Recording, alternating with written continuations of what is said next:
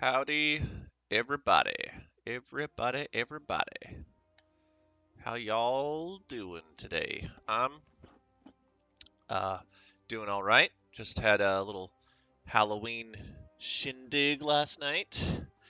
Was quite fun. Um we didn't actually do that much. It was fine. It was okay. It was just me, Caitlin, my friend Neil came over and we had a good time. Um, yeah. But today I wanted to play some Magic. We just had some sort of new thing, uh, like a patch or whatever. So there must be like a new set coming out. It looks like what's this? Fear what you become. Get ready for Innistrad Crimson Vow. I'm excited for this. You get to see Sorin. That's awesome. Sorin the Mirthless. And Olivia, another Olivia. That's cool. I love Innistrad, so I'm excited about this next set because and also this is the first continuation of a set that we've seen in a while now. I mean, when was the last set that we saw on Arena that came out that actually continued a previous set on Arena?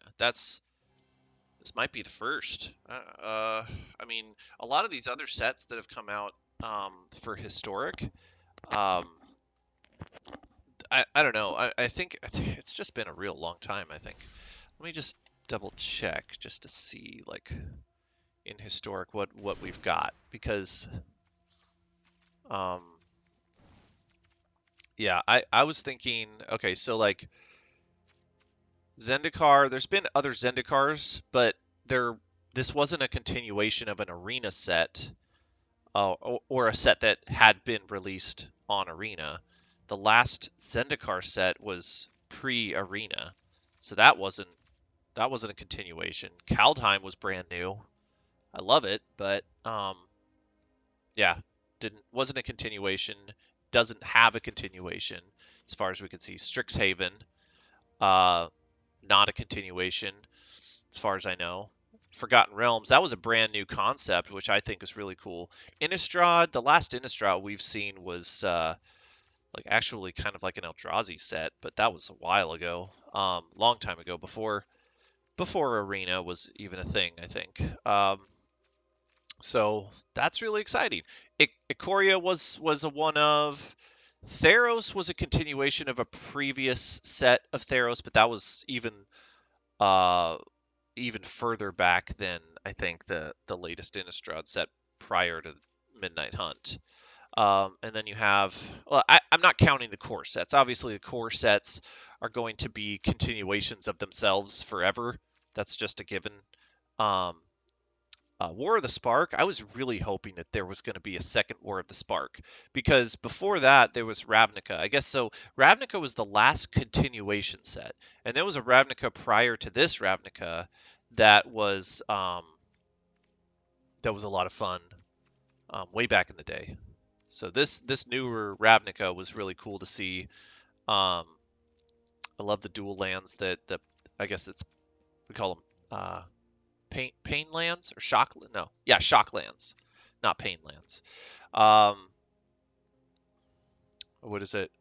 There's so many different ways to say it, but shock lands are the ones that you can choose to pay 2 life or have it deal you 2 damage or something. I think it's 2 life. Pay 2 life. Um, and there's a reason why there's a difference there. It's not deal you 2 damage because there's a black enchantment that says like whenever you pay life, get a counter or something. But so paying life matters in it being different than dealing damage or whatever. Dominaria, I think that was I don't think that was a continuation of anything, and it didn't have a continuation. I think it's just a one of set as well. I mean there was references to Dominaria in like the first Magic sets, so this was like a harken back to the very beginning of Magic. Um, Ixalan, these were continuation sets. Amonkhet had multiple sets. Kaladesh had multiple sets. Um, but like I guess Ravnica was the only one that they released a set and then a continuation of that set on Arena, and then after that they just went to one ofs like War of the Spark, Throne of Eldraine. Oh man, I wish they would have done a continuation of that one. Throne of Eldraine was amazing. I really hope they go back to that soon. I loved Oko. That was my favorite planeswalker by far. Um, Even more so than Jace, the Mind Sculptor. He's possibly the best planeswalker ever, but Oko is like, I don't know, maybe he's the best planeswalker ever. Um, they're both ultra powerful, ultra ridiculous planeswalkers, and they set the bar for all other planeswalkers. Anyway, Uh, going off on tangents here. I'm excited about the new Innistrad set. I love seeing continuations of sets. It continues the theme of a set. It continues the cohesion between cards, and I miss that from Magic putting out multiple sets of the same theme. And so I'm excited to see that happen. There's going to be more day-night cards, which play into the already very powerful day-night cards that they've put into this last set, Midnight Hunt. So speaking of transitions into next conversation, speaking of Midnight Hunt, I started a quick draft and I made a deck, but I didn't play any games yet. I kind of was just saving this for when I was bored, I guess, but then I never got around to it. This was like a couple days ago on my phone. I was doing this. But look at this. I drafted 6 Lunarch veterans. Is that too many? I think it's I think it's probably enough. I don't think I'd want to be playing 8 of these things in the deck, but you know what? Consistency matters. The fact that I've got 6 of these probably speaks more volumes for than like just the actual value of this card. If it was ranked lower, if you can get 6 of them, it just ranks itself higher because every card you want to be playing more than one of is like is just leagues better with multiples, right? Because whatever effect that card has, it's going to be multiplied each time you play another. So 6 of these guys, uh, yeah, I'll make it. I'll build a deck around that. I did. So my first draft pick of this was Katilda. That's a fun name. Um, so Katilda was. Hold on, let me check something really quick. Just want to make sure. Yeah, make sure I'm recording and broadcasting. Okay. So yeah, Matilda was my first, or Katilda, not Matilda. Katilda, she, he, I don't know if it's a he or she. Katilda sounds like a girl's name to me. It sounds like Matilda. Could be a dude though. I mean, you can't really tell from the picture, can you? Yeah, you can't. Um, does it matter? No, it doesn't. But anyway, Katilda was my first pick. This card was not something that I was able to build my deck around, other than the fact that I do have a lot of humans in this deck. I mean, like, let's see how many humans I have. 18 humans out of the 20 creatures that I'm playing. That, I mean, that kind of goes well with this. It doesn't necessarily mean that you have to be playing humans if you're playing this card. It just helps the deck a little bit because it's like a little bit of extra ramp. This deck does not need ramp. I'm actually playing 16 lands here, and I'm thinking that might be too many because, like, look at my curve. It just dies off after like 2, and then but it's mostly 1 drops. I love Gavany Trapper. I think this is a pretty powerful card, and if I could get away with like, I don't know, letting my opponent mill himself, but I don't think that that's going to happen with cards like this. This card's going to be milling me. So I think I'm going to run out of cards before my opponent. But the hope is that I can get through with some flying dudes, like Luminous Phantom after this gets disturbed. There's going to be some things that go to my graveyard automatically, like this card. Hopefully I get hit, like I'll mill it and then I can disturb it from the graveyard instead of having to cast it from my hand. Um, but I don't think that there's anything that I can get out of my graveyard. But 2 Duel for Dominances. That's pretty good that I got that. Um, there's some cards that I considered playing over some of the cards that are in my deck currently. Like, okay, so I'm only going to be playing these colors, but um, Celestis Sanctifier isn't a great card. It's nice that it's a 3/2 for 3. That's fine. Being able to scry one is also fine, but this is not really a card that I would get excited about. I'm more inclined to play Homestead Courage, but this card was pretty ranked pretty low, and so I opted to take it out. This card would go really good in my deck.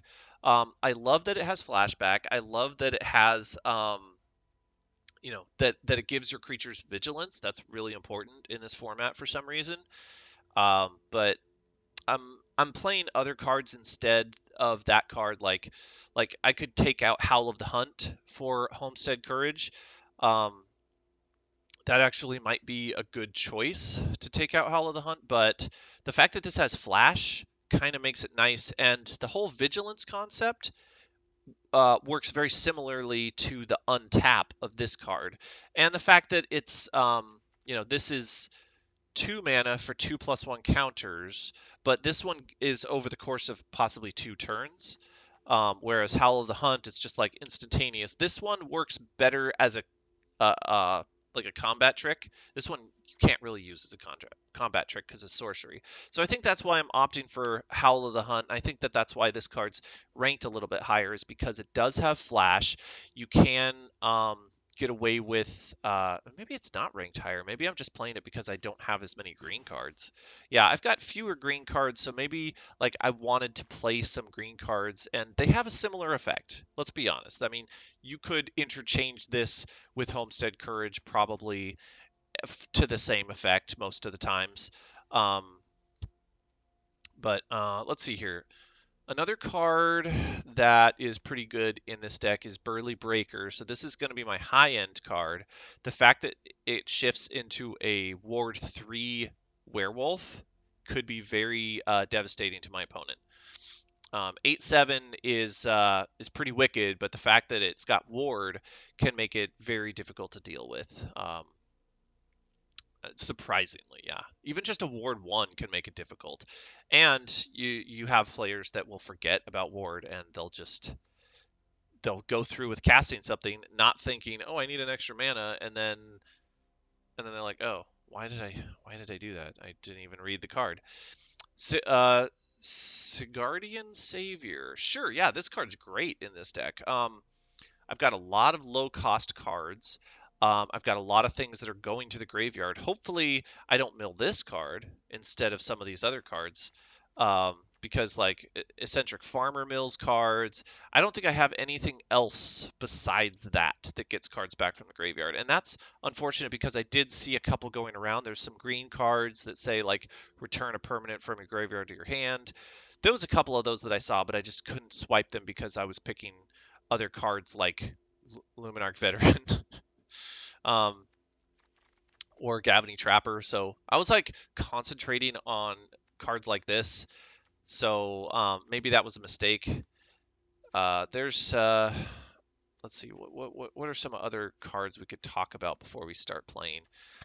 So like Harvest-Tide Sentry and Cathar Commando. These are both 3/1s for 2.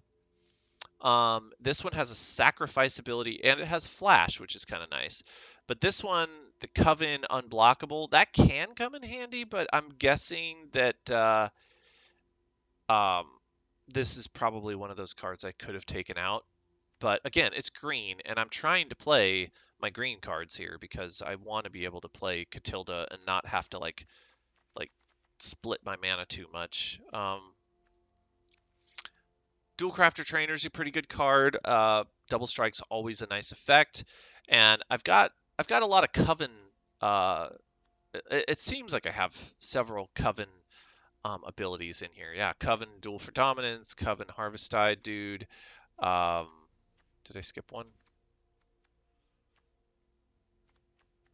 Um, maybe not. But anyway, there's some Coven effects here that that could be, and that's another thing that Homestead Courage could really come in handy for, because like you could adjust your board according to like what you've got. Um, the fact that Gavany Trapper has a 0 power is actually beneficial when you're playing Coven, because 0 is kind of like one of those rare powers that like helps you to trigger Coven very often, because like you play one Gavany Trapper and then all your other creatures are destined to like now you yeah, I mean it's obvious. There's like no other creature has a 0 power um other than like this and like a couple defender creatures, but um yeah, this guy's going to be good with Coven. This is going to be good with Coven being able to, well, it has Coven already. I mean, it triggers with Coven is what I meant. This will be good for Coven. And so there's a couple things that I can sink my mana into, but essentially I've got several things that come back from the graveyard. I've got some Coven triggers, and mostly I've got some Disturb, some dudes with Disturb that will be useful. So I think that this is a good, pretty solid deck. I don't know how it's going to play out. I don't think I've ever drafted a green-white deck in this format yet. So not a lot of practice here, but let's see how it plays out. Let's go ahead and play a few games.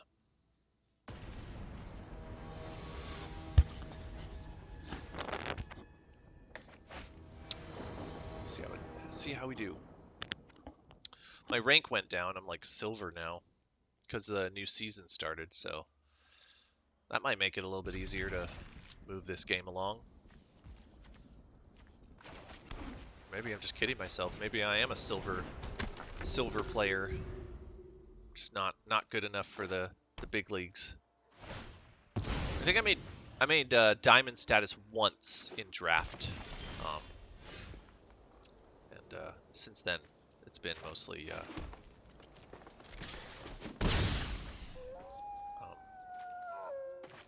am I trying to say? That is instant. Okay. Yeah, since then it's just been, I haven't been able to get past platinum, I think, in draft for a while. Let's go ahead and evolving. Well, let's see. No, we want a morning patrol here, so we're gonna attack in morning patrol. I mean, we're moving along in this deck, huh? We've got a nice little thing going on here. All of my guys have Disturb. Oh, discard. Now, there goes my cards, I guess.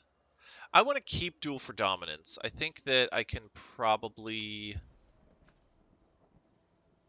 I'm not triggering Coven anytime soon without Howl of the Hunt. Maybe I keep Howl of the Hunt over Duel for Dominance. That could be a nice little trick.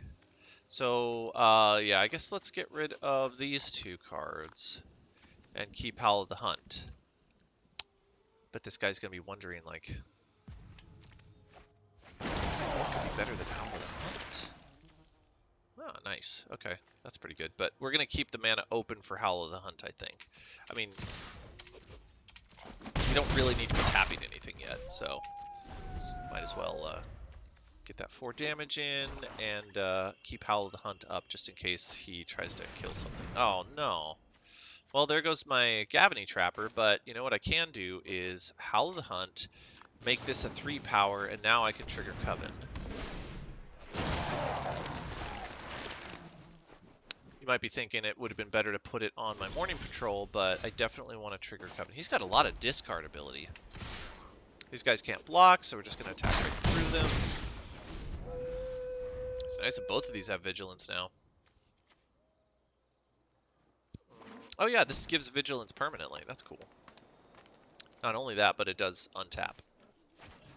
I was just thinking of the untap. Okay, that could be a problem, right? That could be a big problem. Yeah, we're gonna play our lands because he's been playing a lot of discard cards. Not that he's gonna have many more of these, I doubt that he would have more of those. But we'll go ahead and attack with this guy, because he'll have to block. He'll have to double block. What's going to happen here at the beginning of your step? Create an ooze. That's pretty powerful. Equals to the number of card types among cards in your graveyard and toughness. Okay, so yeah, we want to get rid of Consuming Blob as quickly as possible. So if he double blocks, we're going to get rid of that, and then that'll be it. And we can disturb it back. Yeah. So no double blocks, so that's fine. We just get rid of his blocker, and he's got vigilance, so this works out. I'm okay for now. It'd be nice to get some flying dudes in play.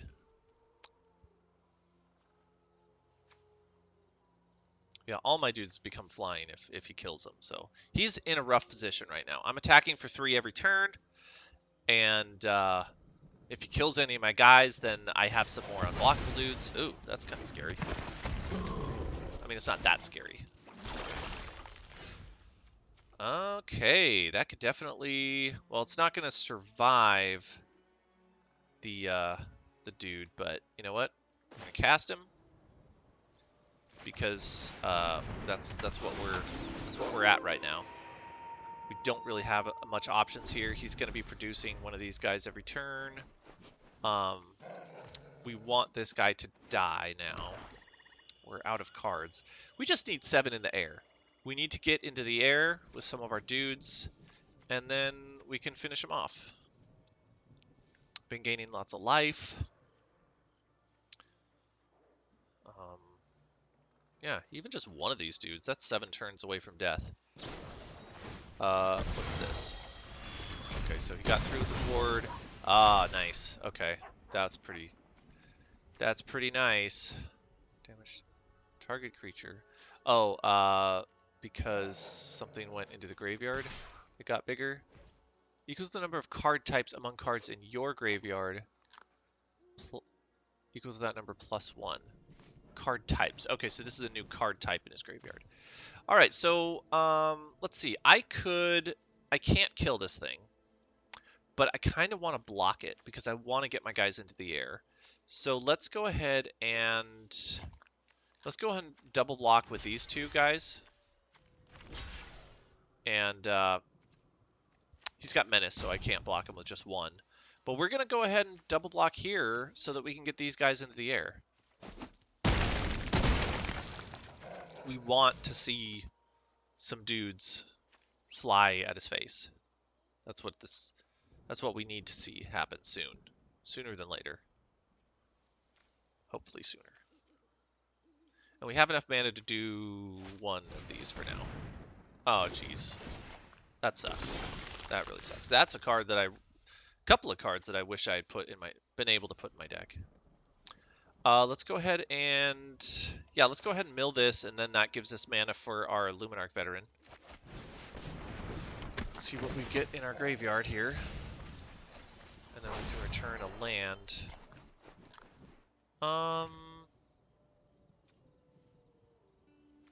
Let's go ahead and... Yeah, we can't use a 3rd land this turn, so let's go ahead and get Evolving Wilds.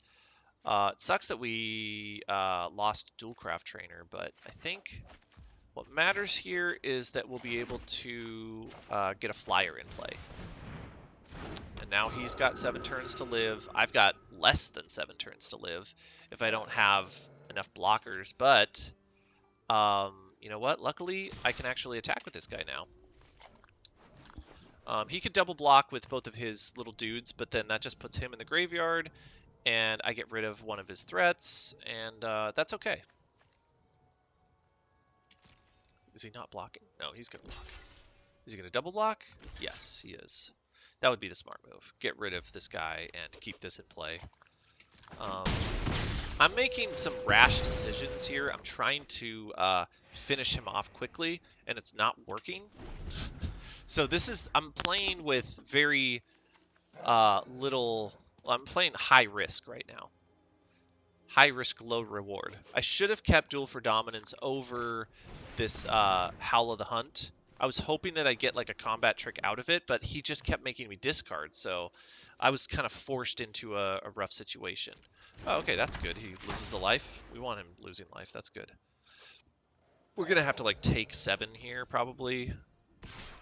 Oh, he's attacking with that guy. Okay. Interesting. Yeah, we're gonna go ahead and block the this guy. And we're gonna take 7, 8, 9, 10, 11, unless he's got some sort of trick. Oh, he's got this thing. It's an instant speed. He's gonna kill something. Yeah, that's interesting. Okay. Oh, and it will kill this guy. Okay. Well, we stopped a little bit more damage there. That kind of sucks. Yeah, it's looking like he's going to be able to outlast us for sure, because we just don't have a lot of removal in our deck. We tried to aggro him out, and it's just not working because he got really lucky with a Consuming Blob. A card that would have gone great in our deck that we just... Oh, yeah, I missed my Evolving Wilds. Oh, well. Okay, so we're going to do this guy. Yeah, that would have helped. That Evolving Wilds would have helped if I had remembered to do that. Just talking myself away from winning. Because I could have got another Luminarch Ascension in play, and then that would have made him a 3-turn clock. But I think we have less time than that. I think that we're probably going to lose here. He's got 6 mana open, a card in his hand. He can also return any card from his graveyard, and he's got a fight card in his graveyard. So he's got a nice little combo going on. Yep, here's this. I can't block 7 of this damage. 7, 8, 9, 10, 11, 12, 13, 14, 15, 16. That's death right there. So we're just kind of screwed, right? I've got to block one of these if I want to survive. And now I'm just prolonging my inevitable death. It's kind of pointless at this point. Even if I had cast Luminarch Veteran, all I could have done with him is block again, and then he would have just killed it with this. He doesn't have the mana to do it this turn, but I mean, look what's happening. He's got a token generator. I think the game was over once he cast Consuming Blob. If I didn't have, because I got rid of Duel for Dominance, that's the biggest takeaway from this game. Don't get rid of Duel for Dominance, even if you don't have Coven, because and what's ironic is the one creature that could have killed his blob is the one that I cast Howl of the Hunt on, which so this deck just has weaknesses, right? The main weaknesses of this deck are that I just don't have a lot of super powerful creatures. He was able to get rid of my one powerful creature with his like Menace 7/6 that turned into an 8. So that was kind of unfortunate that he was able to draw that like perfect removal spell. We're not going to make any adjustments to the deck right now. We're just going to sort of hope that we can get a little bit more of an aggressive hand than what we saw the last game. Sun Tzu, Art of Gore. Clever play on words. As you know, Sun Tzu wrote the book Art of War, not Art of Gore. Maybe you guys don't know that, but that is the truth. Art of War was a very ancient and renowned book by Sun Tzu, Chinese strategist, long time ago, like thousands of years ago, I think. And it's a book of strategy that is still today well known. Okay, so at the beginning of your upkeep, mill a card. Then, if there are 3 or more creature cards in your graveyard, transform them. So we want to keep that Luminarch Veteran there for now. And then next turn, we'll Eccentric Farmer, and it'll all be good.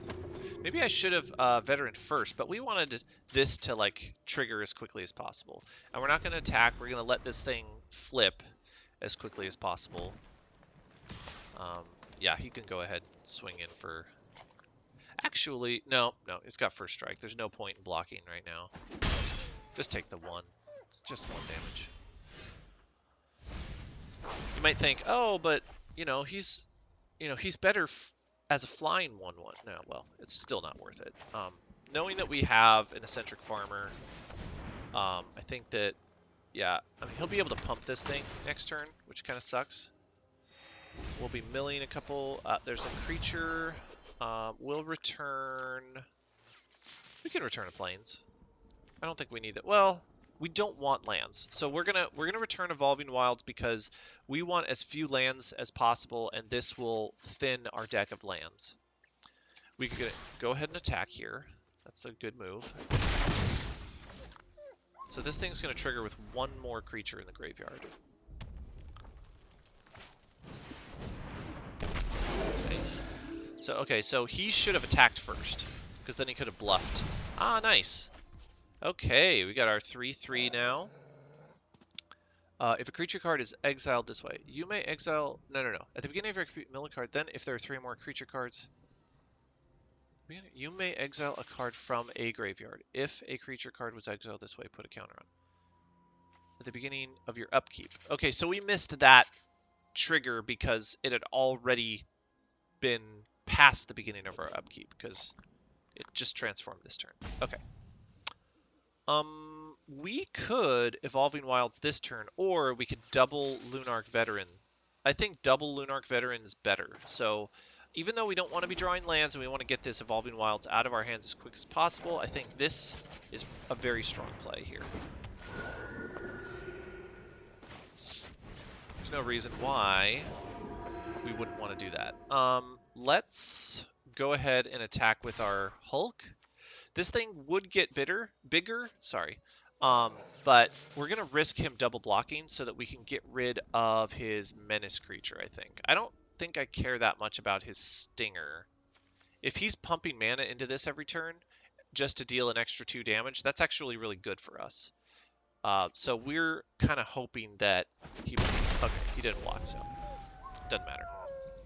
Yeah, we would be hoping that he double blocks so that we can get rid of his Vandal, because the Vandal is a bigger threat than the Stinger. Nice. Okay. Switch to Knight. Do we want to exile this? Yes, because we can't get it back from the graveyard no matter what. So that's going to get bigger, and now this, he could still pump this, but he'd still have to double block in order to kill it. So now we... Oh! Would we rather Burly Breaker or play our Evolving Wilds? We're drawing nothing but lands here. How incredible is this? We're only playing 16 lands, and we're drawing nothing but lands. But I still think playing this is the big play, mainly because it's already nighttime. We only have one spell to cast. Maybe we should have attacked first, but I think his plan was to just pump. But what we'll do is we'll attack in the air, because he can't block that. And if this thing triggers again, gets to 5, then maybe that's when we'll attack again. But then he could still pump and double block. But I think right now he's more worried about the Burly Breaker than anything. Gosh, like, what is he even considering right now? Probably just walked away. Probably saw the Burly Breaker and he's like, no thank you. Just gonna keep on moving. Nothing to see here, folks. Except a pair of ghoulish orange wolf eyes. I thought wolf eyes were supposed to be blue. Right? Like, I'm in a goofy mood this morning.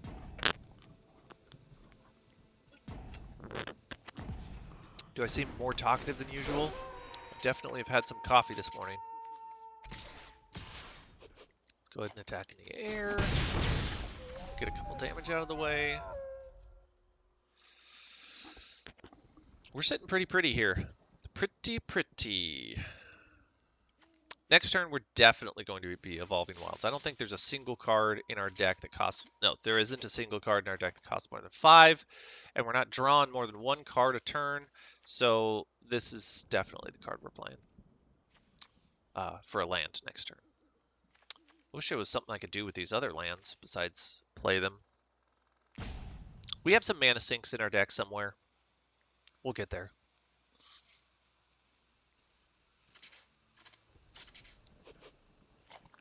He's like, I can't kill an 8/7 with a burn spell. Maybe you'll need 2 burn spells. Maybe you need to do some combat tricks, like attack in, pump your dude, and then like shock him. That still wouldn't be enough, would it? 3 damage plus 2 is only 5 damage. Yeah, it wouldn't work. All right, so we're gonna mill. Oh no, there's nothing to mill. It only mills before it transforms, and then once it transforms, you can choose to exile things from any graveyard. We don't want to be exiling creatures from our own graveyard unless they're creatures we know we can't get back from our graveyard, like that guy. And it was worth putting him to a 4/4, even though we're not attacking with him.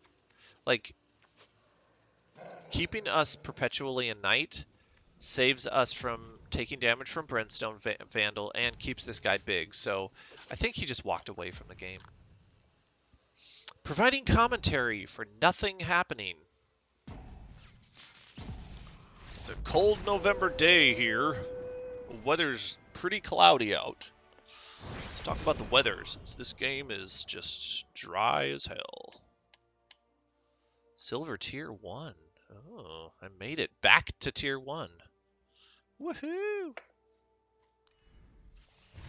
Alright. Surprised in Silver you actually can go down. Yeah, it's not that exciting playing in Silver.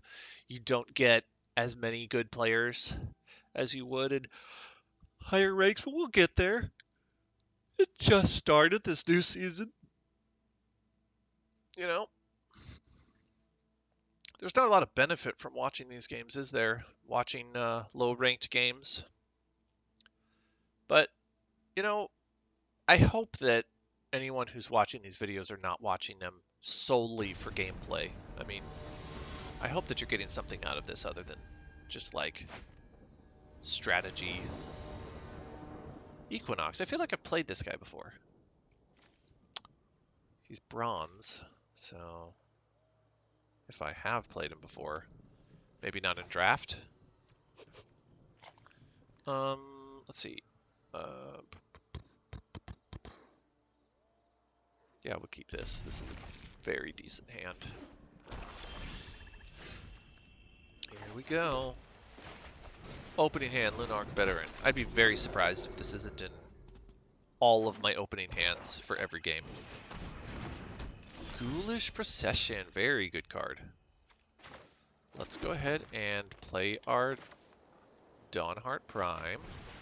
Let's hope he doesn't have a lot of Graveyard Exile, because that's going to be kind of like the downfall of this deck if we have opponents that are playing things that... This will be very useful. I'm going to need to keep some mana up for this. Let's go ahead and Evolving Wilds. I don't think that Howl of the Hunt is going to get a lot of use here. And we definitely want to get rid of our lands in our hand. We're going to save Flare of Faith for when he decides to cast a removal spell on Katilda, because that's our value card here.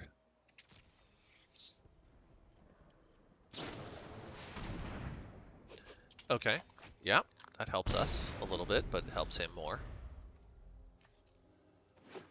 It's a give and take. Here it goes. He's going to try and kill something here. With what? I don't know. Oh, no he's not. Okay. Day-night cycle. All right. Let's get that going.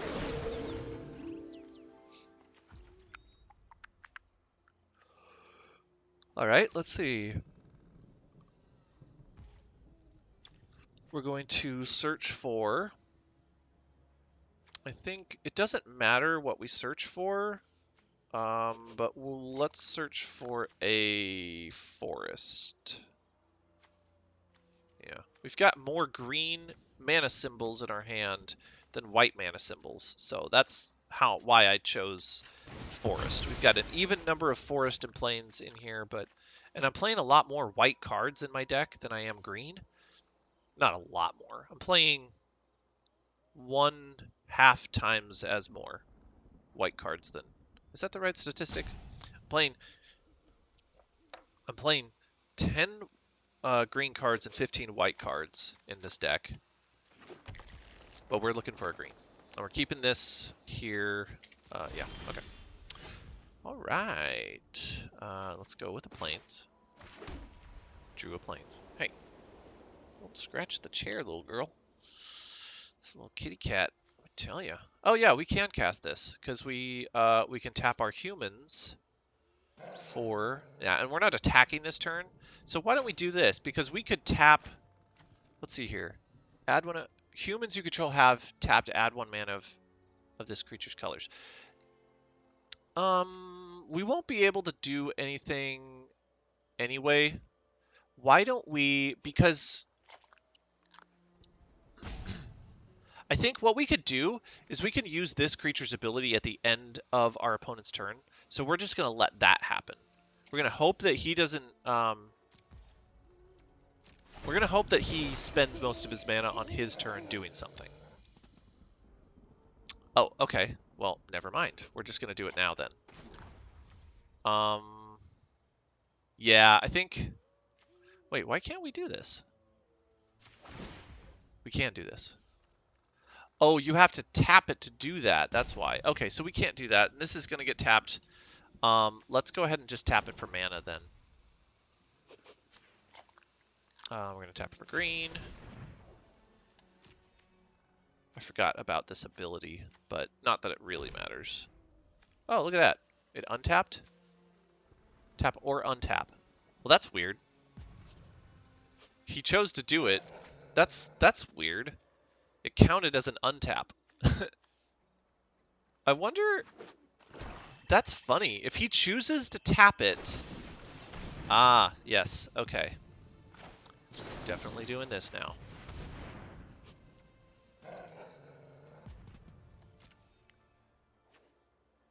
Protection from werewolves.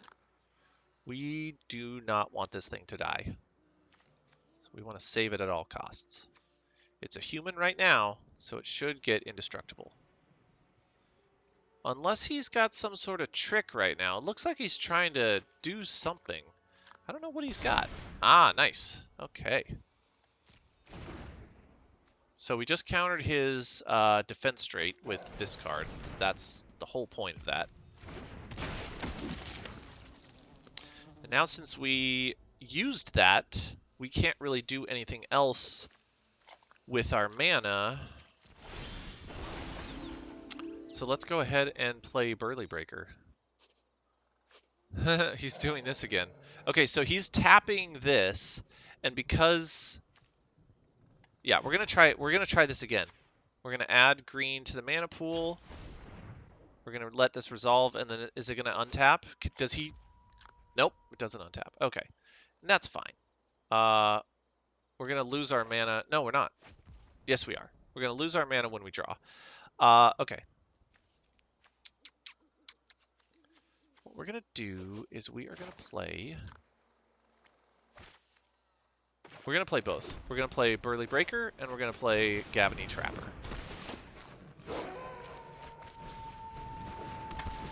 And we're gonna pass. Now we've got a reason for it to turn night. A second one of those. Wow, okay. I really hope he doesn't have a removal now. But our best creatures now are 6/5. This guy's just fluff now. Oh, but he's still getting rid of it. And this is unfortunate because it's exile, and we won't be able to get it back with our other cards. So that kind of sucks. But you know, we have Coven, we have options right now, and we still have a Howl of the Hunt, which could save us from something. Not really a blue-black deck, because these are mostly like destroy or bounce effects. So like this would have helped us against like a red deck, but we could use this as like a combat trick and make it work for us.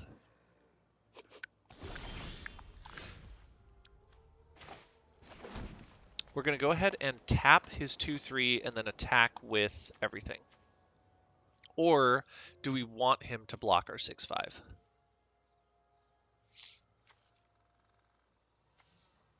Let's just attack with a 6/5.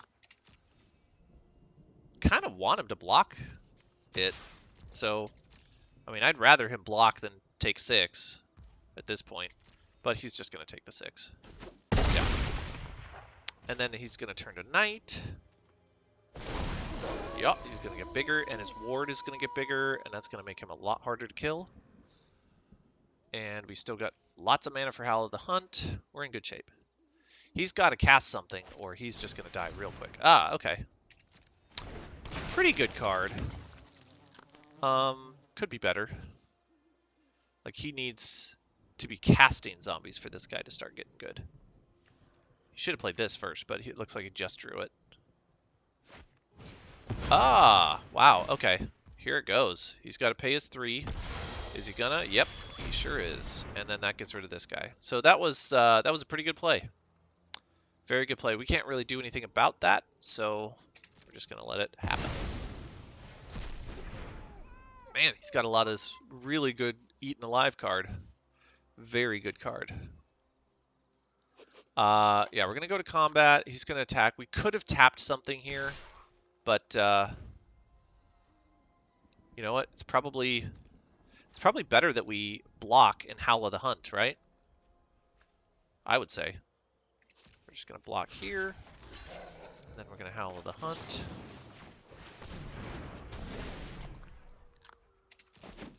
He's gonna die, and he's like, gosh dang it. But he gets some tokens, that's pretty nice for him. Oh wow, yeah, that's really nice for him. It's whenever it enters the battlefield, not when you cast it. Ah, but this might just be better. Unfortunately, we would lose our guy. So what we'll do is we'll attack first, and then duel for dominance. Do we need to play this land? Probably not. We could keep this in our hand and goat his, like if he has a discard spell. So what we'll do is we'll attack first. He's got vigilance, so this works out for us just brilliantly. And since this is an instant, let's just keep this in our hand for now.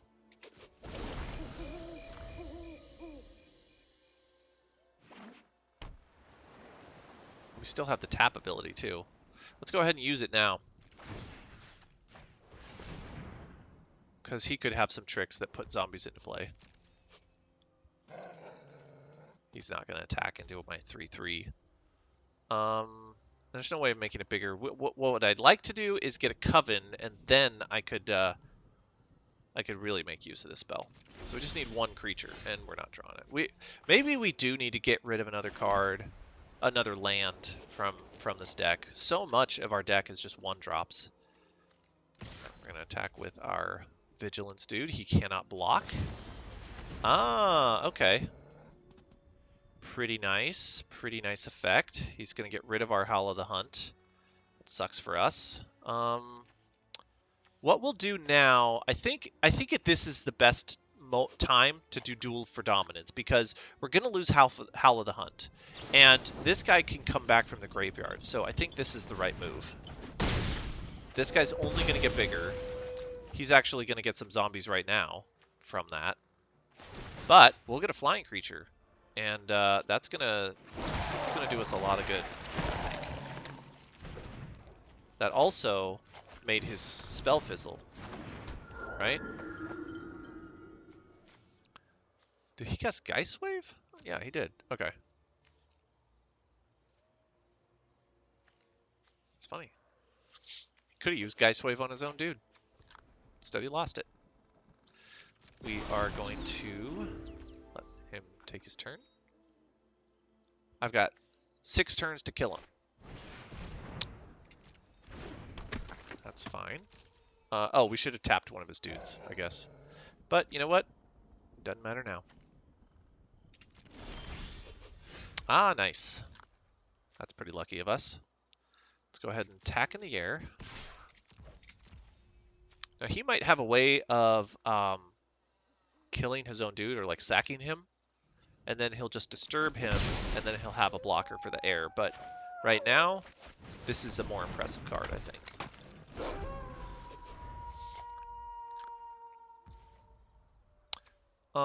Yeah, let's go ahead and tap him so that he can't attack with that. We want him to attack with these. That's 10 damage right there, and that might seem scary, but we're at 23. That's pretty high, and these guys go away. So I think... Oh, okay. We'll just take the win that way. Let's reconsider our mana base. We could actually go down to 15 lands. And then what we can do is we could add one of those +1/+1 counter spells. Or maybe we could get another creature. I mean, this is a very creature-based deck. We want to be drawing cards. This card draws us cards, but it's not great. This card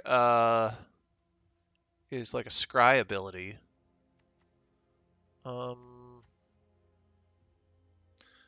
Reveal a creature card. Put the rest into your graveyard. That's like a mill effect. That could be useful.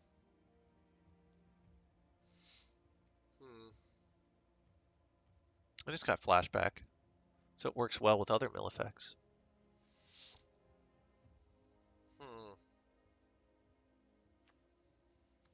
This guy has a Coven ability, but it's just lifelink. It's not that great. This one, how many creatures did we see with toughness 4 or greater in the last couple of games? Well, that one menace creature that really screwed us over, that was a toughness 4 or greater creature. We kind of dominate in the token, creature token. This one's actually pretty good too. Creates humans. We have a lot better white cards than we do green cards.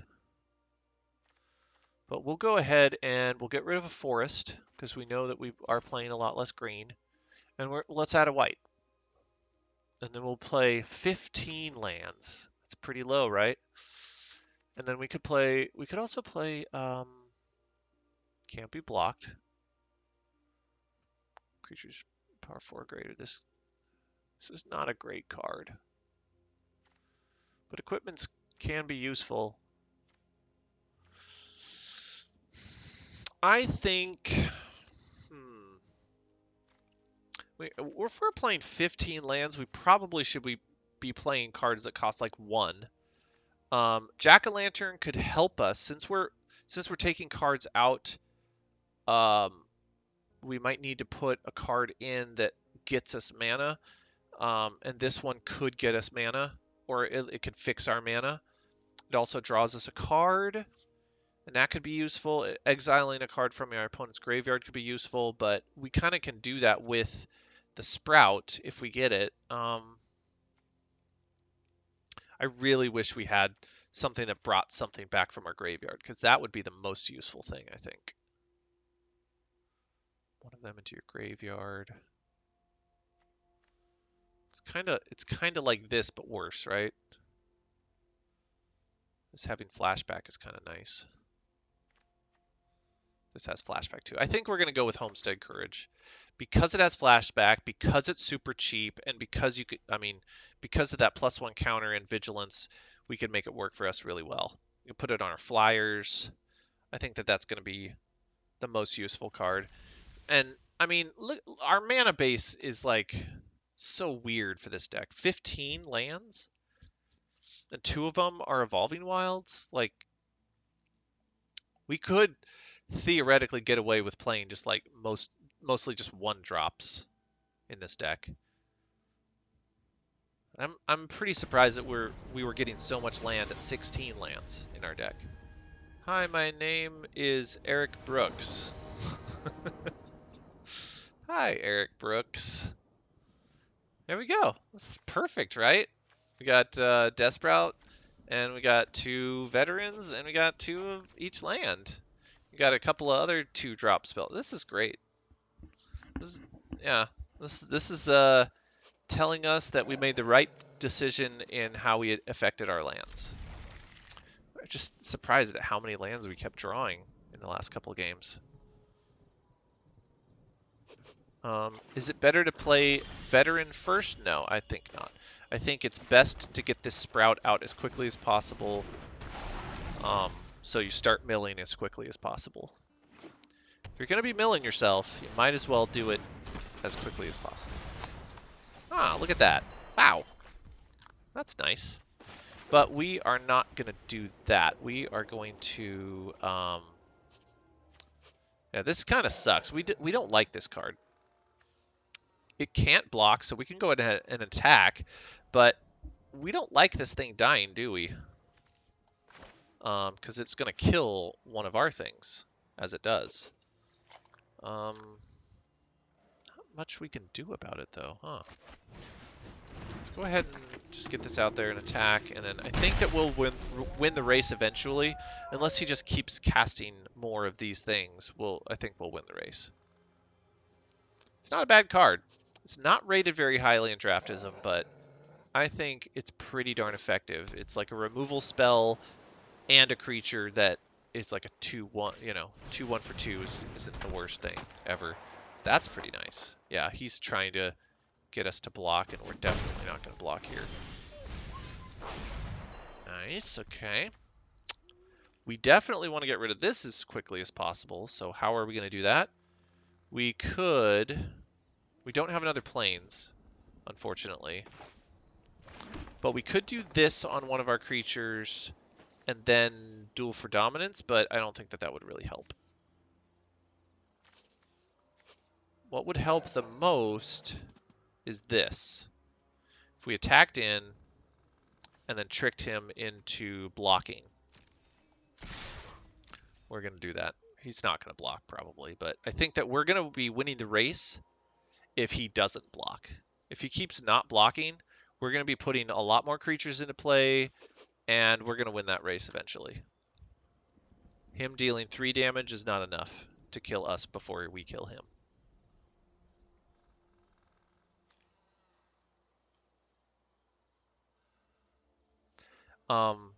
Yeah, if we had another white, we could have done this first and then kept mana up for the Flare of Faith. Yeah, he's like, why is he attacking? Because I can.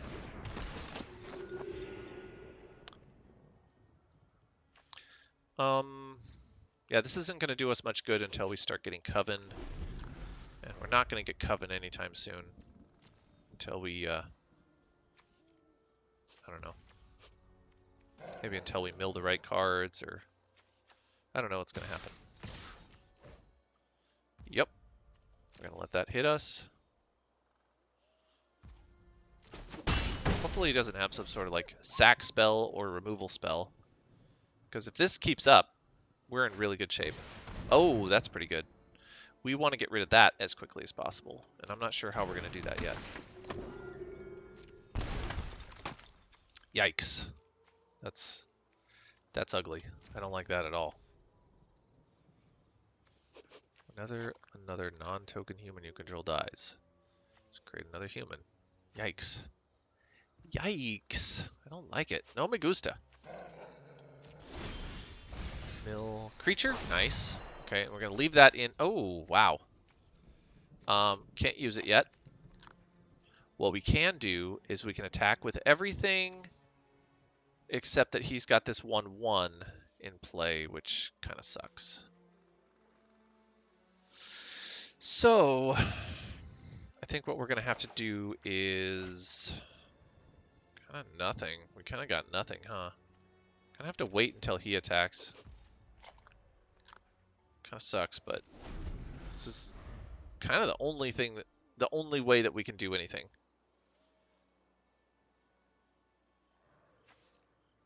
Yeah, we don't want this going in the graveyard, or I mean, coming out of the graveyard just yet. Not until this triggers. Ah, nice. Okay.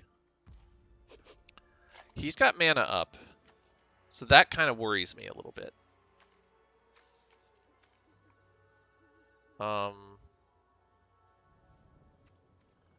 Maybe we should just take it. Let's just take it.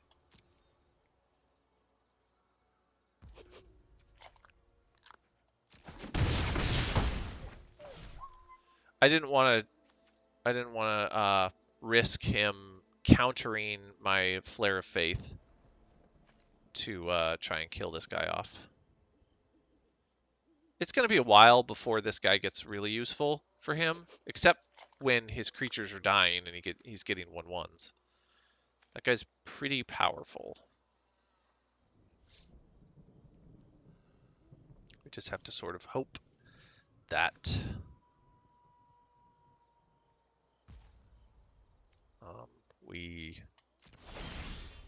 we're kind of land screwed in this game. We're drawing all of our 5-drops now. Now, we haven't seen this yet, where we get all of our 5-drops all at once. Okay, so he didn't flip yet.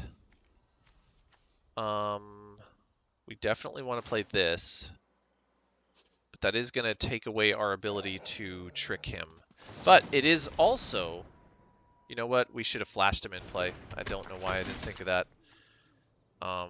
Totally could have flashed him into play and tricked him into attacking. But he also could have countered it. So we are not going to attack here. Yeah, that was a big misplay. Could have cast this for flash. There was absolutely no reason for us to cast it on our own turn.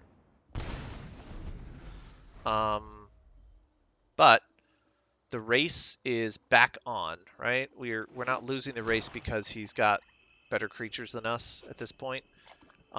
We are okay taking 2 damage with this guy, but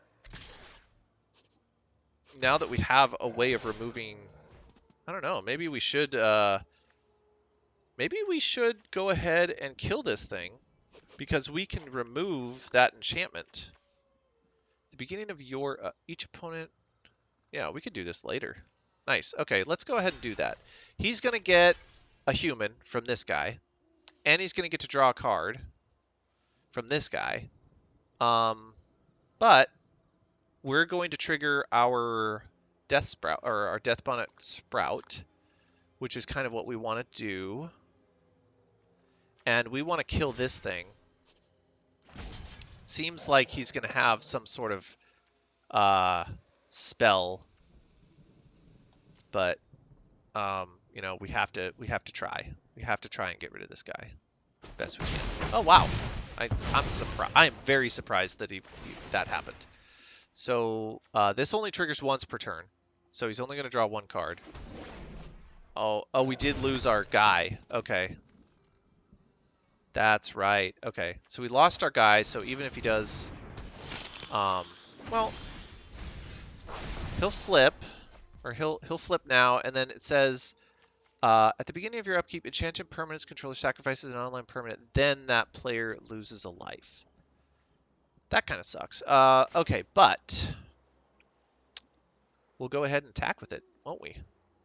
And what else are we going to do? We are going to do a couple things. We have this. We are going to... we're going to duel for dominance.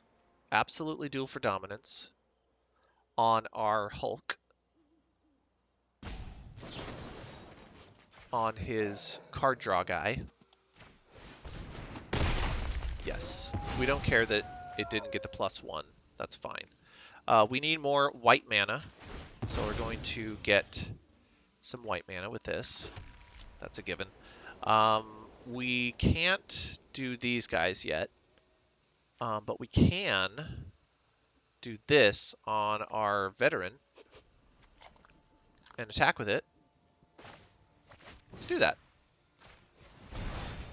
Gives it vigilance. We'll attack with both. And because this guy's going to die pretty much anyway.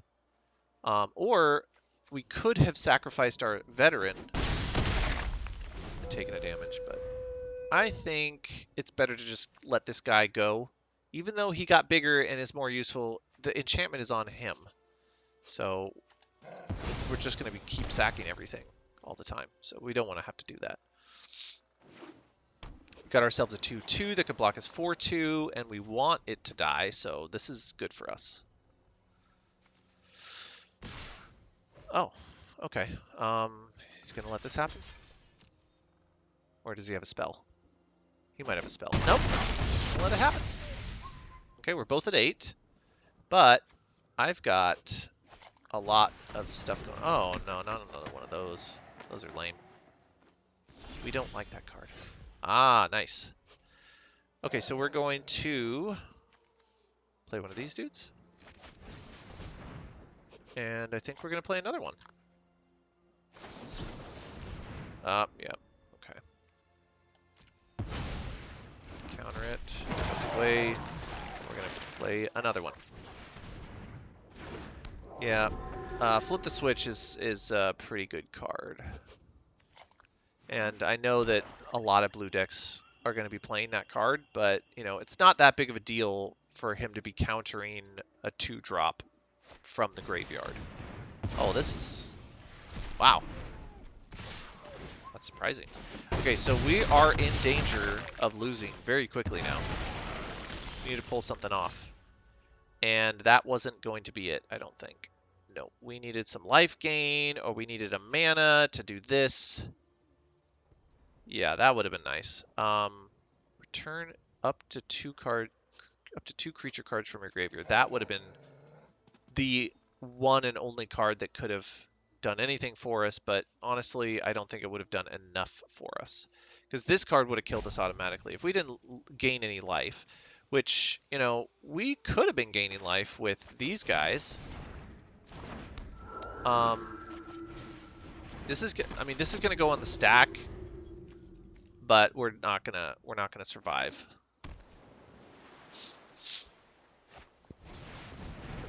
Oh, I should have done this first, and then that. Yeah, why didn't I do that? That was a mistake. Wow, this thing killed us anyway, so it didn't matter. Didn't matter. He outlasted us, fair and square. We were having a little bit of mana issues, so does that mean that we need to make some more adjustments? We could see, could check. I don't want to be getting rid of any of our 5-drops. We've got 3 5-drops. We saw all of them that game. That's very unlikely. The odds of us seeing all 3 of our 5-drops in a very early in the game, very unlikely. Especially since our opening hand was just 1s and 2-drops, right? So that was a fluke. We're gonna mock that up as a fluke. We have 1 4-drop. And we actually milled this card, so we saw it, we just didn't draw it, but that's also very unlikely that we would have seen all 4 of our highest casting cost cards.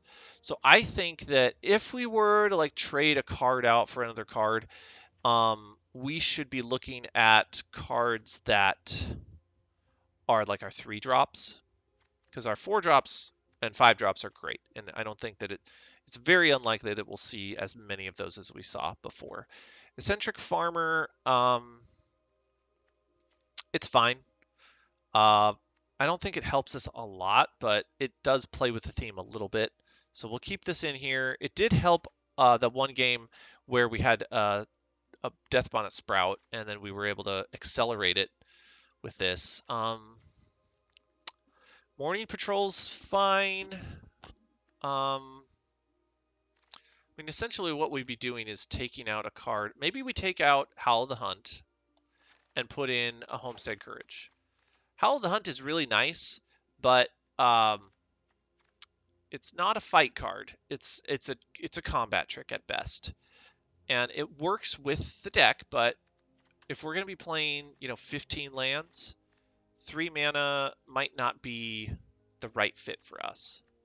And that does imbalance our deck even more. Maybe we could, maybe we shouldn't take out a forest for a plains, 8 and 5. So this is slightly less than twice as many plains, but our spread is slightly less than twice as many white cards. We do have 2 Evolving Wilds, so that can help us. We have 2 of these 5-drops that have double green, so that could be problematic. But I think most of the time like in the last game, we needed more white mana. So this might be, it's riskier, but mathematically it's more sound, I think. So let's give this a try and see how it does. It's a little riskier. It might be a mistake. I'm probably very foolish for doing this, but look at our rank. I mean, we're playing silver ranked players, so maybe it might benefit us to be a little bit riskier. Or maybe that's why we're ranked silver right now. Because we don't know what we're doing. Okay, this is a keepable hand. Everything's a 2 or 1 drop. And we're getting mana that we like. So let's go with it. We're going to keep this in our hand because now mana is actually valuable to us because we're playing 15. Siege Zombie, nice. That's a pretty nice response to what we played. Alright, I think what we do here is we play the Veteran first and then the Sprout. So we just drew the Sprout. We would have played that on turn 1 if we had it, but now we get the benefit of gaining the most life out of that. And then next turn we can Dawnheart Prime. We're not going to attack, obviously, and do a 2-2. And he's probably going to leave that up as a blocker, I'm guessing. Because we've got 3 power on the board. Now we've got 2 power on the board. Do we double block? We could. Let's do it. Let's double block. These guys are throwaway dudes that we would rather them fly overhead. So we're doing that. Okay, let's get a nice, solid threat into play. Or should we get these flying dudes? Let's get these flying dudes into play. The sooner these flying dudes are in play, the better I think we're going to be. If he has no threat, then this is definitely the card we play. But I'm assuming that if we play this, and then he puts something with a 3 toughness or a 4 toughness in play, then this was a worthless play. Whereas, like, if we play this, we get benefits from it dying, right? No, just when another creature dies. But we get benefits from a 1/1 flying because now it's like, if he removes this, he's removing a much weaker card than this. I think that this was the right choice to play for multiple reasons. And more than I care to explain right now.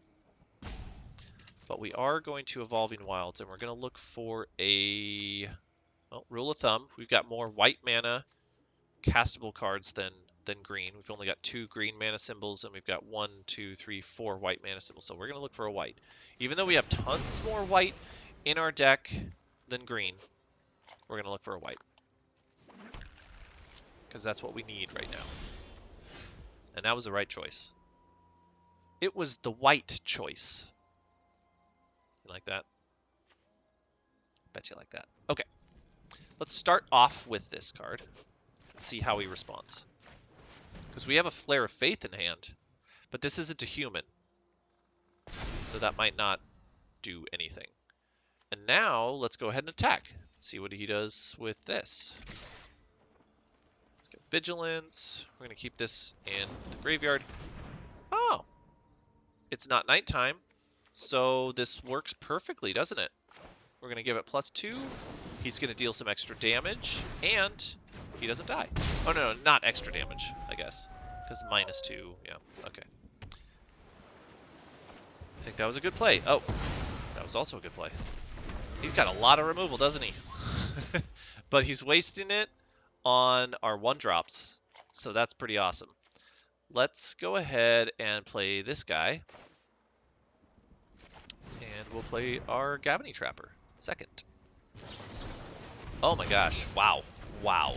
This is... He's wasting a... He doesn't know that we're playing 6 of that card, so... It's kind of funny. No, we're not blocking. Okay. Good card to play. Good card. Let's see her. Power 2 or less. Okay, so that would be able to block. Play our Evolving Wilds. We're going to look for a green this time. We're going to be tapping down this dude, so we need 2 mana to do that. So I guess we're just going to wait. Yeah, we're going to wait. We're not going to cast anything.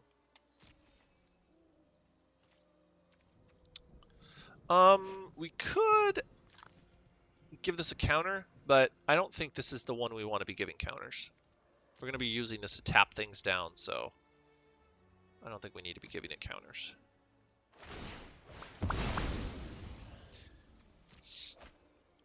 I think we're still in pretty good shape. I'm a little bit fearful of him drawing through his deck because he's probably got better cards than us, like bigger bombs than us. We don't really have bombs in our deck.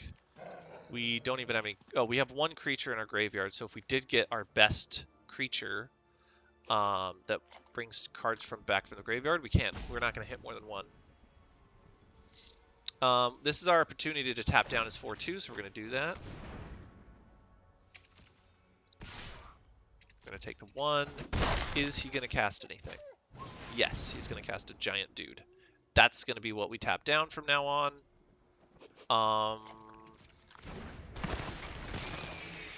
Mill 3 cards. Target player. He's going to target himself. And he's going to mill 2 cards that didn't help him by milling them. Going to look for a forest because we promised ourselves that we would. And then, okay. We have a flash creature. And since we're tapping this down, I think flashing this into play is going to be really nice. A really nice little gimmick for us. Yeah. So we're going to tap his dude down and we're going to flash this into play. That's going to be our play. No attacks. End turn. Tapping this dude down as promised. And then he's going to attack with his 4/2. We're going to cast this, and we're going to block. Is he going to counter it? Maybe. Nope. Okay. Block his 4/2. Trade. Wow, he just... Okay. I'm a little less afraid of what he's got in his hand. I don't know what he's got in his hand, but if it costs more than 6, I am afraid of that. Nice that we got a nice little land here. I don't know what he's doing. Like, he doesn't have removal, maybe? If that's the case, then let's go ahead and cast this.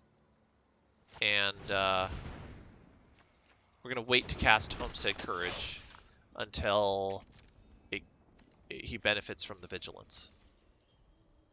No attacks, obviously. And the turn. We're going to get Coven with this guy. Okay, we're going to tap his dude down. Trying to be as efficient as possible with our mana. He's got 7 mana now and he's not casting anything. Another one of these dudes.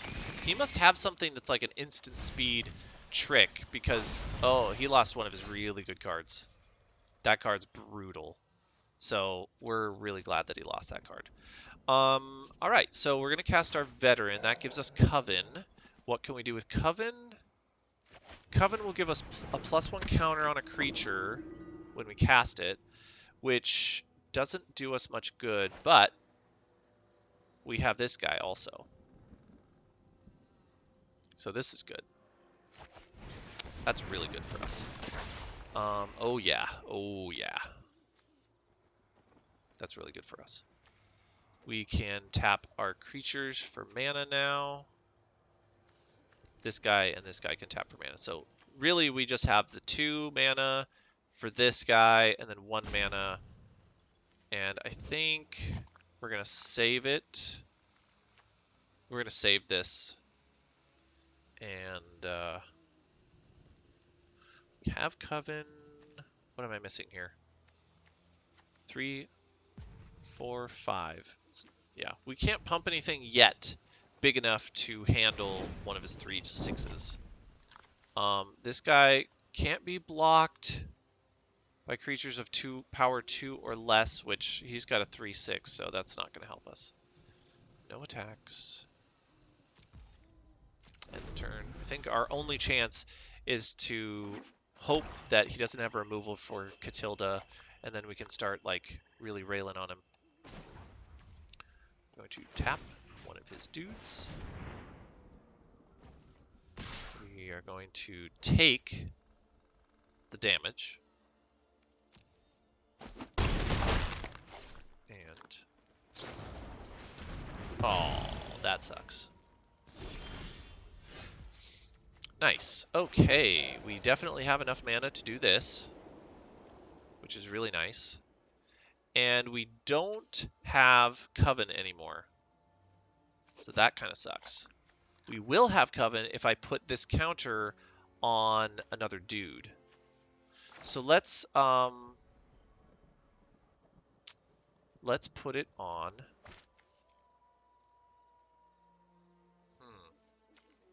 These are all humans. Each creature, it doesn't matter.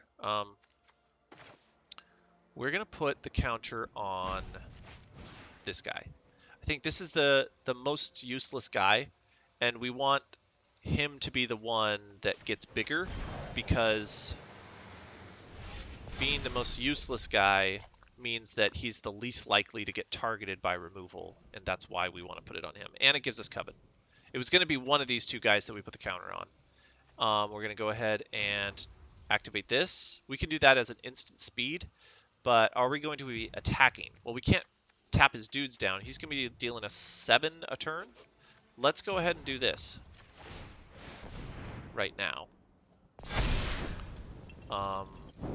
Okay. Interesting that it tapped this for the mana and not this guy. But he has vigilance. Maybe that's why. That's pretty useful.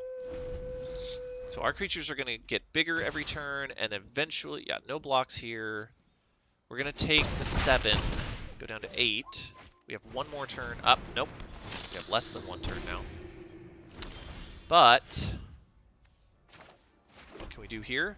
We can put counters on things. And since we have Coven, we can duel for dominance one of his 3/6s. So that's really nice. Let's go ahead and do this now. We have 1 mana up here. None of our stuff is... let's see. Put a counter on it. Yeah, let's do this now. Let's get rid of one of his 3/6s. Or should we?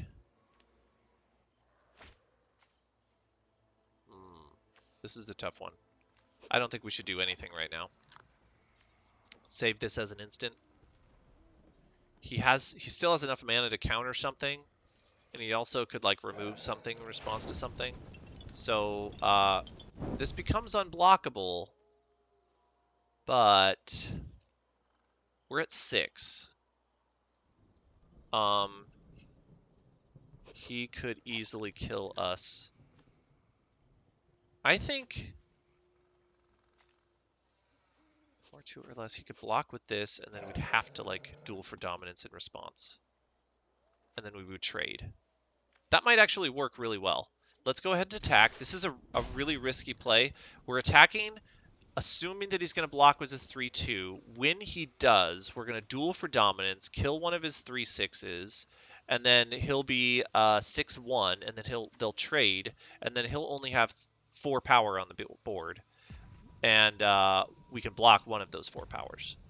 We could attack here and deal extra damage, but that's maybe a little too risky, because then we'll definitely be at 2 after he attacks with this and his flyer, and we just can't kill him in that amount of turns. So he can make one of these things unblockable anyway. Yeah, he can make it unblockable, so we have to assume that we're not going to be able to block him anyway. So I think we have to attack with both, actually. So this is kind of unfortunate for us. Oh, you know what? We might have just lost because we didn't keep up a blocker. Yeah, we just lost anyway. Yep, that was dumb. That was super dumb. I don't. Maybe we made a major mistake there. I think maybe we did.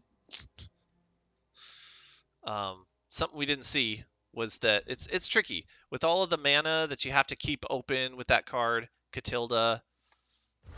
Yeah, we could have maybe pulled off a win there, but we decided to risk it, and that was dumb. Should not have risked it. He had mana up to make his guys unblockable. We were at 6, and he had 2 creatures that could have attacked in for lethal that was unblockable. So we had to leave like 2 mana open for our fight spell. So attacking with the second creature is what killed us, for sure. We only had 2 turns max to live anyway. Yeah, that kind of sucked. Let's open some packs. Makes it feel better. No, I don't like that card. Could be good, but I don't like it. Another Vanquish the Horde. I don't think that right now that card is playable in 4s of. There's a much better. Actually, it's debatable whether it's better or not, but I think that we have a better Wrath spell right now. Speaking of, why don't we play a couple of the standard games that I've been playing with? Not the Faceless Angel deck, the Teferi deck that I modified recently. We could show you the Teferi deck real quick. So, Fading Hope, Fateful Absence. If you're gonna play blue-white, might as well be playing 4 of each of those, because, I mean, when you've got Goldspan Dragons in standard right now, I think that's. I mean, these are answers to Goldspan Dragon, basically. Yeah, amongst other things. Like Doomscar is not going to save you from a haste 4/4 creature that, I mean, it will if you've gained enough life in the game, and maybe we do gain life in this game. There's a lot of there's some life gain in here. What I love about this deck, I'm not gonna like go through every single card here, but what I love about this deck is that it's just pure control. It is so pure control that it's like you get to a certain point and all you're doing is just waiting for the opponent to do something so you could stop him from doing it, or but the proof's in the pudding. Let's play a couple games and we'll see if I can put my money where my mouth is and prove to you that how controlling this deck can be.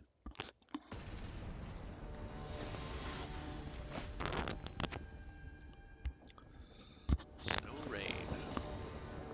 We ain't got snow rain here.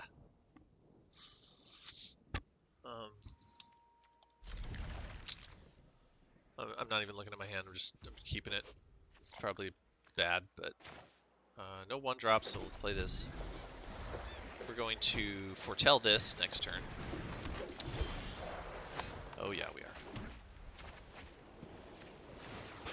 And yeah, we don't care too much about this 1/2. Care a little bit more about this 2/2, but not enough.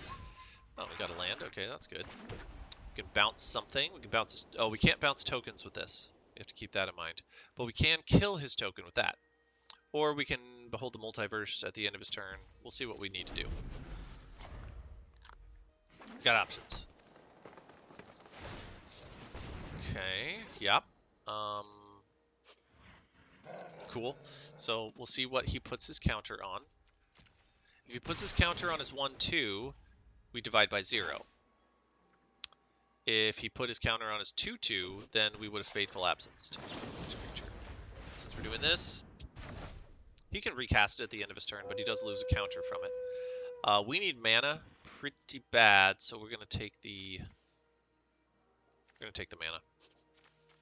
Like, this would be good if we had a Wrath in our hand, but and we're not ready to be drawing cards yet.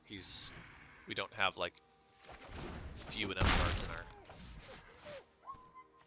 So yeah, he dealt 2 damage to us, but big deal. We're gonna gain 2 life back from this spell right here, and we're gonna pick out a Plains, and then play the Plains, and then we're gonna have no, Island. I mean, sorry, I said Plains. I don't know why. Get an island. We're gonna play the island, and we're gonna keep our mana up for our spells that we have got ready to go. He's gonna attack. Is he gonna put the counter on the Sentinel again? Let's find out. He's got 4 mana, so maybe we don't even. Ooh, that's pretty good. Whenever you cast a creature spell, it's pretty good. Is he gonna cast another creature spell? No, not this turn. Let's see what he puts the counter on. Same thing. Okay. In this case, I think what we do here is we behold the multiverse. I don't really care about killing his guys right now. So I'm just going to take 4. I'm okay with taking 4 this turn. It can get worse, but for now, I think the multiverse is a little bit more important. We're looking for lands. And we're looking for wraths, so that's perfect. Perfect. Yeah. Yeah, we'll take that. Take both. Take both. I'm gonna play the pathway as a island. And then, nice, we've got a Fading Hope. That will get rid of his token. We've got Fateful Absence, gets rid of another creature. Do we want to... Yes, we do want to foretell this. Auto tap says that we're going to get a blue, a white, and a both. And that's all we need. Foretell that. And we're going to keep the mana up for Fading Hope and Fateful Absence. Do both. I'm filling my hand up with more cards as I'm casting super cheap cards on my opponent's turn. Talk about efficiency. Wonder if he's playing any cards that Test of Talents could hit. Like besides Ranger class. Okay. Yeah, that's good for us. He just wasted a lot of mana. Let's see what he does here. Let's see where he puts the counter. Back on him. Okay, so now we're going to destroy this creature. And we're going to bounce the token. We're going to take the 3. It's making Doomscar a less valuable card here. Alright, so Fateful Absence again. I think I like Fateful Absence. We're going to save the Doomscar. We're going to Fateful Absence this guy. Yeah, I like that. And we'll do it this turn. We could really use some card draw, though. Could really use some card draw. We don't need him casting creatures before it starts. But it's likely that none of his stuff is going to have haste. So if we kill his last creature, he's going to try and flood the board with as many creatures as possible next turn.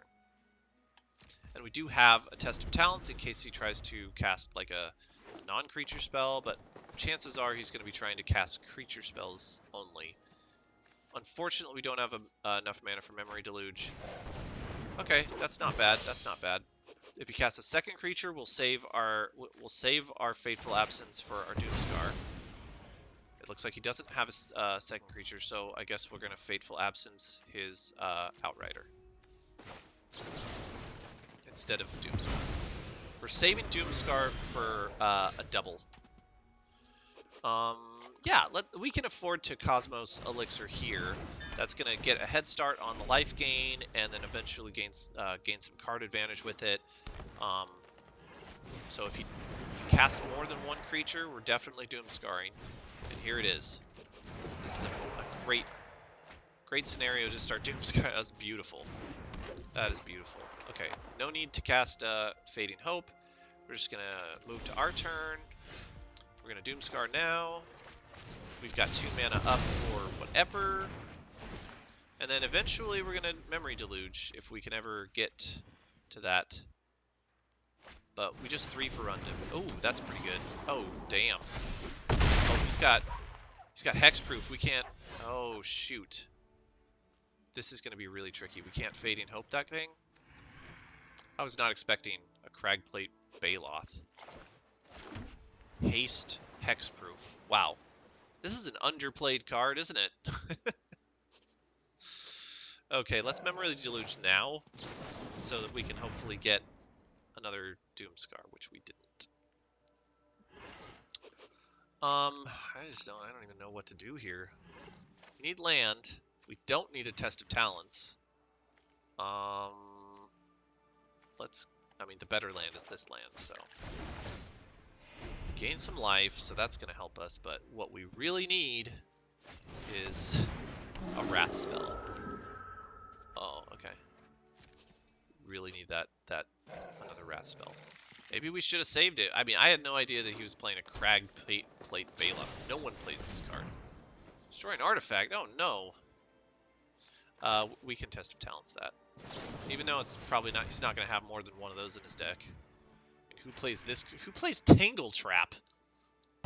Seriously. He's got 2 of them in his hand. Oh, okay.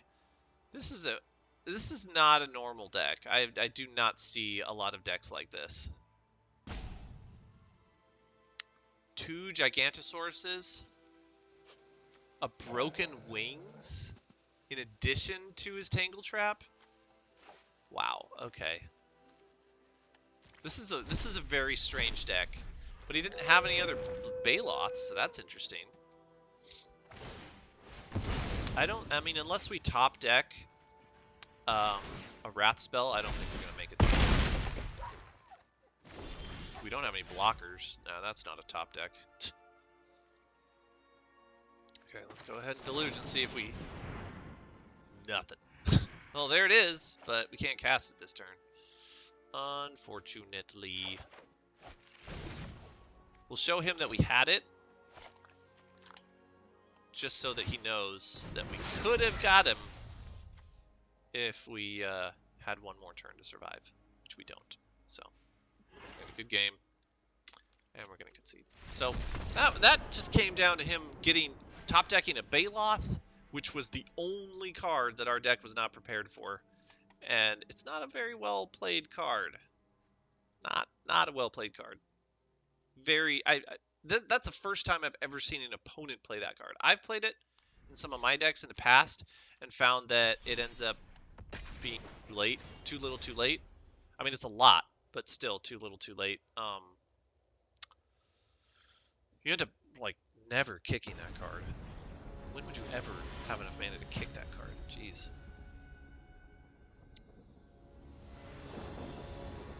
I think this might be the last game that we play. I haven't got to show you a lot of this deck, but you've seen how much power this deck can have. It's got a lot of potential. Let's start it off with this land that would come into play tapped if I didn't play it the first 2 turns. Okay, we're playing against Izzet, and that's either a counterspell or Elrond's Epiphany. Let's get a blue out there. And there's no need for us to foretell this, so we're just going to pass it on to him. Test of Talents is going to be a lot more important to us here. Yep, and that's why. We want to get rid of all of those from his deck. Heck yeah. Boom, boom, boom, and boom. That's great. We've got 2 more Tests of Talents in our deck, but that is going to ruin his day, I bet. We get to see his hand. He isn't going to be able to counter that, so he's not going to like be able to ramp at all with that. He's just going to be left with the cards in his hand. He'll probably Windfall for more cards to look for, but you know what? Maybe we do want a Doomscar so that we can get rid of one of these things. But I think that this is probably. I mean, we don't know what this is. We don't know if that's going to be Elrond's Epiphany or a Saw It Coming. Either way, I think that the best play here is to probably to Strixhaven Stadium. Or, no, actually... Well, we can play the Plains. And then maybe Celestis? No, I think Stadium. Stadium is going to get us there a lot faster. No, sorry. I don't know why I did that. Wrong button. So, we don't have any more counter spells in our hand at the moment. He's probably going to an Unexpected Windfall here. Yep. Create 2 treasure tokens. That's going to ramp him up pretty quick. It's a pretty decent spell, isn't it? I think next turn we Doomscar. He's probably going to burn down the house. Let's go ahead and tap this. Get a counter on it. Okay. So here's what we're going to do. We are going to pathway into a blue. We're going to Celestis, and then we'll have 3 mana. Yep. And then we're going to Doomscar. Yep. Next turn we'll Behold the Multiverse. I don't know what we need yet. I mean, I should know by now. Yep, he's going to put some tokens in play. He's going to attack, get rid of the counters on here. And we knew that that was going to happen, but we have a Doomscar. And that's what this is for. Doomscar is for this situation right here. Ah, secondary Strixhaven Stadium. That'll be interesting. Okay, so let's put another blue into play. Or do we need the white? This produces colorless, right? Yeah. I think we can actually afford to take more damage from those devils. We don't have a way of killing him with Strixhaven Stadium except for the dragon, the frost dragon. But I think that Doomscarring now might be a little bit premature, assuming that he might have a Elrond's Epiphany and a bunch more creatures that come into play, or if he has a Goldspan Dragon in hand. I think Doomscar is going to be a much better card once we get that other card out of his hand that he's got somewhere in there. Let's go ahead and look for a blue. I think we're going to benefit more from blue. We'll play our other Strixhaven Stadium. Okay, and then we're going to... Yeah. We're going to Behold the Multiverse. We're going to foretell it. We still have enough mana to cast it next turn, which we will. Actually, I think in that case, we probably shouldn't have foretold it. We should just outright cast it, right? It's not any more efficient to do that. We could have Doomscarred in addition to all of that, but see what he does here. Do anything. Takes all of that away. Wow. Okay. Yeah. Nothing. Didn't do anything. Okay. Beholding the Multiverse. Definitely. Is this a counterspell? Nobody has... What is he doing? What is he doing? Did he mean to do that? Oh, okay. Interesting. He's really looking for something.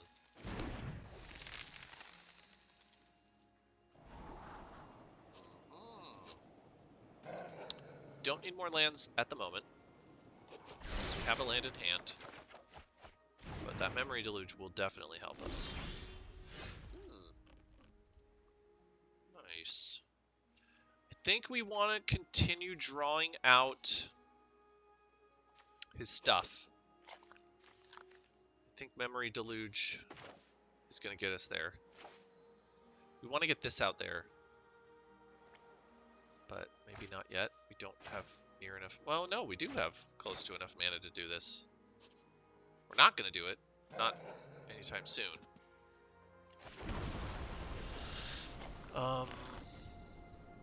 Yeah, this isn't an Elrond's Epiphany deck that I'm playing. Maybe it should be. We're going to save this for his turn. And I don't think we want to Doomscar just yet. I don't want to pull that trigger just yet. Can he do 14 to me if he has... Let's see. He's got 5 treasure tokens. He might be able to kill me next turn. Let's go ahead and Doomscar. Let's do that. And you know what we can also do is Celestis. Cast another spell this turn? I don't think so. Ooh, ugly. Okay, yeah, I forgot about that. It's okay, though. Let's gain some life with this and discard planes that we don't need. Unless we draw something we need less, which I doubt. This is good for us. Gain a life. Oh, okay. Well, that still goes on the stack. Wait, it doesn't? Oh, because it triggers with it turning to night or day. Okay. And since it didn't live to see the night. Okay, here it goes. Yeah, he's gonna Elrond's Epiphany twice. Yep. But yeah, it would have. We didn't know what we should have assumed that that was an Elrond's Epiphany. But can he do it a second time here? That's what really matters. Oh, okay. That's pretty nice. Wow. Okay. Funny. Okay. Yeah, we're dead. Okay. Wow, not great. Not a great thing. You know what? I might just delete this recording too. I'm not having a lot of luck lately, so that's one of the reasons why I haven't been posting a lot of stuff on YouTube. Um, you know, it's not especially beneficial to people to not see like good play, and I think that I haven't been living up to my best recently. So I want to try and do better. And when I have more focus or something, maybe we'll do better. We'll do some more drafts. Maybe I can get my friends to draft with me, and um, yeah. Until next time, I guess. Well, I'm gonna log off now, and I hope if you were able to catch the stream, I hope you enjoyed it. But take it easy and good gaming to you.